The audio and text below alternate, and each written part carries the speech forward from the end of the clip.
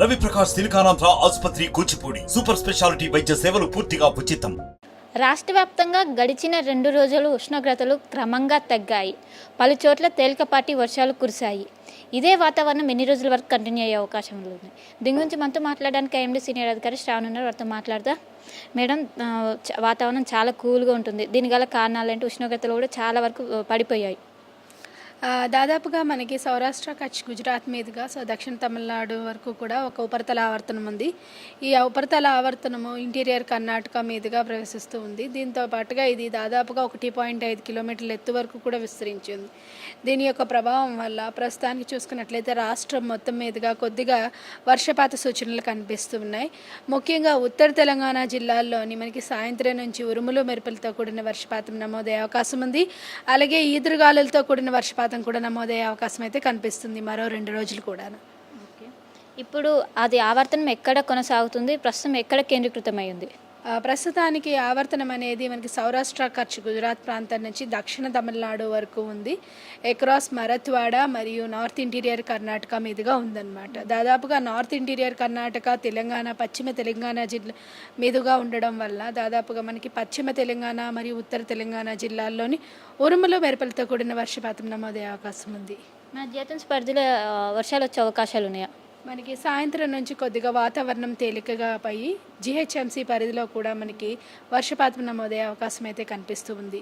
ఏదైతే ఈ 2 రోజులు కూడా మనకి ఉరుములు మెరుపులతో కూడిన వర్షపాతం, అలాగే ఈదురుగాలులు గంటకి 40 నుంచి 50 కిలోమీటర్ల వేగంతో వీచే అవకాశం ఉన్నందున మనం కొన్ని జిల్లాలకి అలర్ట్ అయితే జారీ చేయడం జరిగింది.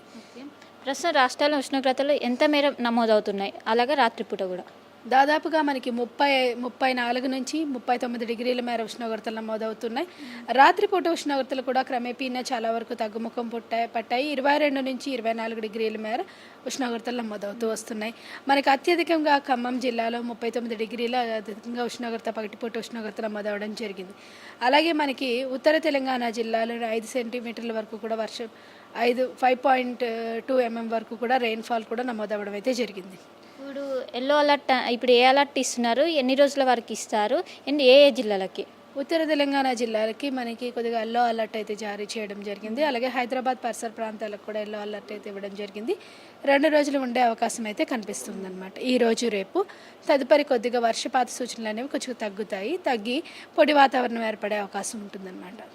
ఇప్పుడు వర్షాలు ఉన్నాయని చెప్తున్నారు. రైతులు ఎలాంటి జాగ్రత్తలు తీసుకోవాలి ఈ సమయంలో? ఈ వర్షాలు అయితే మనకి సాధారణం వేసవిలోని దాదాపుగా, కాకపోతే ఈదురుగాలులతో ప్రభావం ఎక్కువగా ఉంటుంది. సాయంత్రం పూట ఈదురుగాలులు వీచే అవకాశం ఎక్కువగా ఉంటుంది. తేలికపాటి పంటలు అయితే కొద్దిగా రాలిపోయే అవకాశం ఉంటుంది. మన మామిడి కూడా పూత నుంచి పిందె దశ వరకు దాటిపోయింది కాబట్టి. కాకపోతే ఉదయం పూట కొద్దిగా ఉష్ణోగ్రతలు ఉండే సమయాన కొద్దిగా వాటర్ ఇరిగేషన్ మాత్రం సేమ్లో ప్రొడ్యూస్ చేస్తూ ఉండాలి. గత వారం రోజులుగా మనకి ఎండ వలన చాలా వరకు సాయిల్ మాయిశ్చర్ అనేది తగ్గిపోవడం జరిగింది. వాటర్ డెఫిషియెంట్ కూడా కొద్దిగా జరగడం కాబట్టి మనకి క్రాప్స్కి మాత్రం సఫిషియెంట్ వాటర్ని మాత్రం కంటిన్యూగా ఇస్తూ ఉండాలన్నమాట. 2 రోజుల తర్వాత మళ్ళీ టెంపరేచర్స్ పెరిగే అవకాశం ఉందా? ఈ వారంలో అయితే పెద్దగా కనిపించడం లేదు మనకి. తదుపరి మన 4వ వారంలోని ఏప్రిల్లోని మనకి ఈ విధంగా ఉండే అవకాశం అయితే. మనకి ఏప్రిల్ నెలలో రాళ్ళ వర్షం గుట్ల ఏమైనా పెద్దగా వచ్చే అవకాశం ఉందా? ఏప్రిల్ నెలలో మనకి వడగళ్ళ వాన కురుస్తూ ఉంటుంది. గత ఒక 2 రోజుల క్రితం మనకి నిజామాబాద్, కామారెడ్డి పరిసర ప్రాంతాల్లో ఒక వడగళ్ళ వాన అయితే కురవడం జరిగింది. మనకి తదితర ఈ వారంలో అయితే అది అంతగా ఏం కనిపించటం లేదు. ఎందుకంటే దానికి అత్యధిక ఉష్ణోగ్రతలు హీట్ బిల్డప్ ఉండడం, హీట్ అక్యుములేట్ అవ్వడం వల్ల కంటిన్యూస్గా క్యూములోనింబస్ మేఘాలు ఏర్పడి అటువంటి వర్షాలు కురుస్తూ ఉంటాయి. ప్రస్తుతానికి గత 2 రోజుల నుంచి ఉష్ణోగ్రతలు తగ్గుముఖం పట్టడం వల్ల ఇప్పుడు ఏర్పడే అవకాశం అయితే తక్కువగా ఉందన్నమాట. అంటే ఇప్పుడు ఆవర్తనం బలంగా కొనసాగుతుందా, బలహీనంగా పడుతుందా?